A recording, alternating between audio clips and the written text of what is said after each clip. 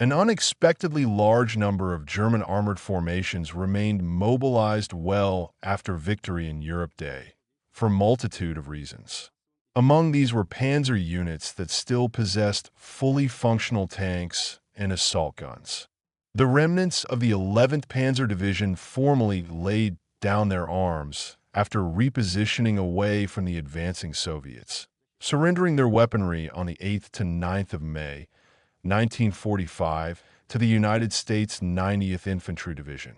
Another notable unit to cease hostilities on the 9th of May, this time to Soviet forces, was the 511th Heavy Panzer Battalion, previously designated the 502nd, which relinquished its final Tiger I and Tiger II tanks along with Hetzer tank destroyers, its personnel taken into Soviet captivity. In reality, numerous Army and SS Heavy Panzer battalions equipped with King Tigers surrendered around the 9th of May, 1945, along with surviving elements of other panzer divisions. One might assume this marked the end for these famed armored units. But contrary to common historical accounts, at least 3 panzer units persisted intact and under arms for a considerable duration following Germany's official capitulation. The third-to-last surrender of a German armored force took place in Norway, a region that had not experienced active combat since 1940 and had remained under German occupation until May 1945. Norway's western coastline was integrated into Hitler's Atlantic Wall, and Hitler, fearing a British amphibious assault, refused to redeploy units from Norway to more vulnerable sectors.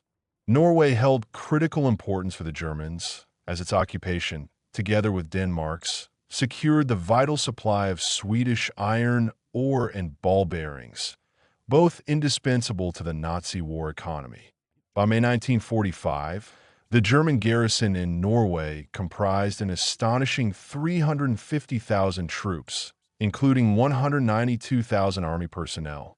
Following Hitler's death on the 30th of April, 1945, forces in Norway fell under the command of a successor, Reich President Grand Admiral Karl Donitz, headquartered in Schleswig-Holstein. The German commander-in-chief in Norway, General Franz Bohm, remained loyal to the new administration in Flensburg. On the 5th of May, Denmark capitulated to the British. With only 30,000 troops available, Field Marshal Sir Bernard Montgomery could not immediately compel the 350,000 Germans in Norway to comply with surrender terms. On the 8th of May, an Allied delegation arrived in Oslo to present the conditions to General Bohm, the Germans represented by Air Commodore Darrell of the Royal Air Force. The city erupted in jubilation at its liberation. Norwegian flags reappeared in windows, and people danced in the streets well into the night. Allied detachments then began disarming the large German contingent, a force consisting of 30,000 British and American soldiers, 13,000 Norwegian troops trained in Sweden during the war, and approximately 40,000 members of the Norwegian resistance. Due to the sheer size of the occupying army and the vastness of Norway, the disarmament process proved protracted. The occupiers' sole tank formation was Panzerbrigade Norwegen, in essence a reinforced tank battalion, established in July 1944 and commanded in May 1945 by Colonel George Koch. It was equipped with the Panzer III, a tank widely considered obsolete by 1945, 61 in total, comprising 25 OSF. H models with a 50mm gun and 36 OSF. N variants with a 75mm gun, plus one attached Stoogie 3 assault gun. The unit had seen no combat. Members of Force 134 arrived on the 14th of May, 1945, to accept its surrender. The vehicles were transferred to the Norwegians, who pressed them into service. The surrender site became the Norwegian Army Tank School, and they served until the early 1950s, when replaced by American M24 Chaffee tanks.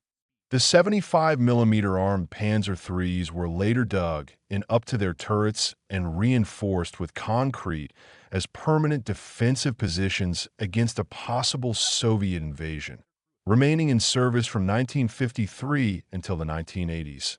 Some have since been excavated for preservation. However, this was not the final Panzer unit under German control. The second-to-last surrender involves a largely forgotten corner of the Third Reich, the Channel Islands. When Germany seized these British Crown dependencies off northwestern France in 1940, Hitler ordered extensive fortifications on Jersey, Guernsey, Alderney, and Sark as part of the Atlantic Wall, garrisoned by an entire German infantry division. After the Allied liberation of Normandy and Brittany in 1944, the islands were cut off but refused to capitulate. In June 1941, Hitler ordered a tank unit dispatched there, decreeing that captured French tanks be used rather than German ones. Of 1,740 captured French FT-17 tanks, 100 served for airfield defense and 650 for patrol duties across Europe. The units sent to the islands, Panzer Battalion 213, received 20 World War I-era FT-17s, 8 to Jersey, 8 to Guernsey, 4 to Alderney, along with additional turrets, armed with a 37mm gun or 8mm Hotchkiss machine gun, mounted atop bunkers. In 1942, 36 French Char B-1 bis tanks arrived. 4 command tanks, 24 standard models, 10 flamethrower variants, split between Jersey and Guernsey, none going to Alderney. One such tank, captured by the British on Jersey, now resides at the Tank Museum in Bovington. 9 self-propelled guns on the French R-35 chassis. The Panzerjäger 35 R-731F, armed with a 47mm Czech anti-tank gun, were also based on Jersey. When Germany surrendered on the 8th of May, 1945, the islands did not immediately follow. Jersey and Guernsey capitulated the next day, the 9th of May. Sark surrendered on the 10th of May. Alderney held out longer. A British warship steamed into St. Peter Port on Guernsey, where the German Guard marched out. Equipment was handed over. The Proclamation of Liberty was read, and the flag was hoisted amid jubilant celebration. Alderney, the most heavily fortified island and closest to Britain at some 60 miles, also held the only SS-run concentration camp on British soil. Its surrender was only accepted on the 16th of May, 1945, 8 days after victory in Europe Day. Remarkably, the very last surrender in the islands belonged to a forgotten German garrison stranded on the uninhabited rocks of the Minkiers, south of Jersey, accidentally discovered by a French fishing boat and surrendering on the 23rd of May, 1945, 3 full weeks after victory in Europe Day. The surrender of the 4 FT-17 tanks of Panzer Battalion 213 on Alderney is considered the second-to-last surrender of a panzer unit from the war. Their fate remains a mystery, likely scuttled in the 100-foot deep waters of Alderney Quarry, which also holds German artillery pieces. The very last German panzer unit remaining under arms was located not in Western Europe, but on Crete in southern Europe. Although Germany evacuated mainland Greece in October 1944, heavily fortified garrisons remained on islands such as Crete and Rhodes. While the British formally accepted these garrisons' surrender, it was nominal. The Germans were not disarmed and continued fighting, not the British but communist partisans in the surrounding mountains. The British lacked the forces to disarm and evacuate them amid open conflict between British troops and Greek communist partisans, a conflict that would soon escalate into the Greek Civil War. A garrison of 16,300 German and fascist Italian troops controlled a 65-kilometer strip of Crete, including Ceuta Bay, Chania, and Malim Airfield, the very airfield German paratroopers had captured at heavy cost in 1941.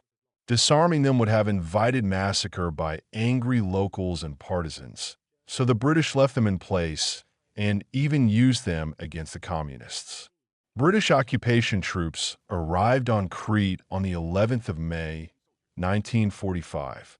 Famously, a British commanding officer, a brigadier, and his escort had to be rescued by German Panzer troops after being ambushed by Greek communist partisans. Tanks of Panzer Battalion 212 Crete intervened and repelled the attackers, fighting alongside British troops, with such skirmishes continuing for weeks. Panzer Battalion Crete consisted of at least 10 Panzer IIs, 5 Panzer IIIs, 10 Panzer IVs, 15 French Hotchkiss tanks, 5 Somme 35 tanks, and a few other armored vehicles. On the 23rd of May, 1945, with the arrest of Grand Admiral Dönitz by British forces in Flensburg and the dissolution of his government, the last Nazi flag was lowered in Crete as well. Yet armed German troops remained in place even afterward, particularly around Ceuta Bay, until the end of June 1945, with 1,600 German troops engaged in anti-partisan warfare alongside the British. The fighting was so severe that the German commander on Crete radioed Dönitz just hours before his arrest, requesting 5 Knights Crosses for senior officers involved in anti-partisan operations with the British. Awards Dönitz approved, backdated to the 10th of May. Therefore, in all likelihood, a panzer unit remained under arms and fully staffed by Germans until at least the 23rd of May, 1945, with some vehicles perhaps still operational until the end of June 1945, almost 2 months after Victory in Europe Day. A truly remarkable historical fact.